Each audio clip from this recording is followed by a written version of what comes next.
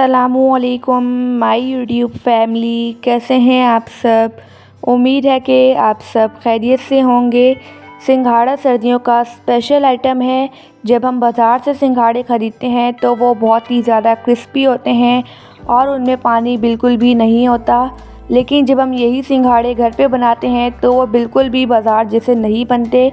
आज मैं आपसे तमाम टिप्स एंड ट्रिक्स शेयर करूंगी, बस आपने वीडियो को स्किप किए बगैर देखना है। चलें बगैर टाइम वेस्ट किए रेसिपी को बनाना स्टार्ट करते हैं। यहाँ पर मैंने लिए हैं आधा किलो सिंघाड़े। सिंघाड़े आपने बड़े बड़े लेने हैं और सख्त वाले लेने हैं, ठीक है। सॉफ्ट वाले आपने नहीं लेने। अब सिंघाड़ों को हम अच्छी तरह से कर लेंगे वॉश। सिंघाड़ों को हम खुले पानी से अच्छी तरह से वॉश करेंगे ताकि जो भी डस्ट वगैरह है वो निकल जाए। अगर आपको वीडियो अच्छी लगे तो वीडियो को लाइक कर दीजिएगा और एनबी कुकिंग को सब्सक्राइब भी। मैं डेली बेसिस पे आपके लिए मज़ेदार सी रेसिपीज़ लेके आती हूँ। यहाँ पर मैंने सिंघाड़ों को अच्छी तरह से वॉश कर लिया है। आप देख सकते हैं सारी डस्ट निकल चुकी है। अब इन्हें हम स्टीम करते हैं। एक पतीले में ऐड कर देंगे 1 कप पानी। इसमें हम 1 अदद स्टीमर रख देंगे। अगर आपके पास स्टीमर ना हो तो आप कोई भी जाली ले सकते हैं, ठीक है। बस वो पानी को टच नहीं करनी चाहिए। अब सिंघाड़ों को हमने वॉश किया था वो सिंघाड़े रखते जाएंगे, ठीक है। आपने सर्दियों में सिंघाड़ों की रेसिपी को लाजमी ट्राई करना है, ठीक है।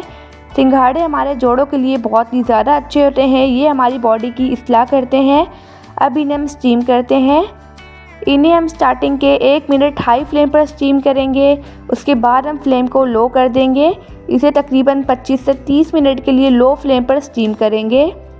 यहाँ पर 25 मिनट हो चुके हैं। सिंघाड़े अच्छी तरह से स्टीम हो चुके हैं।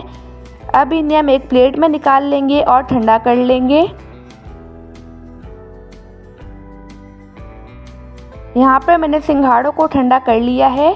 अब नाइफ़ की मदद से इसके कॉर्नर्स को हम कट कर लेंगे और फिर सिंघाड़ों को हम छीन लेंगे, ठीक है। अभी रिसेंटली मैंने आपसे विंटर स्पेशल बहुत ही ज़्यादा मज़ेदार सी रेसिपीज़ शेयर की हैं।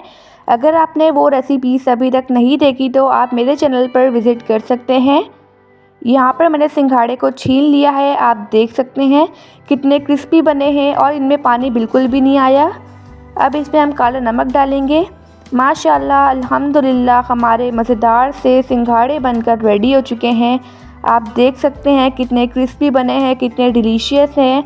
आई होप कि आपको आज की रेसिपी बहुत ही ज़्यादा पसंद आई होगी। आप सब अपना ढेर सारा ध्यान रखिएगा, मुझे अपनी दुआ में याद रखिएगा। अब मिलते हैं कल किसी नई रेसिपी के साथ। जब तक के लिए अल्लाह हाफिज़, बाय बाय।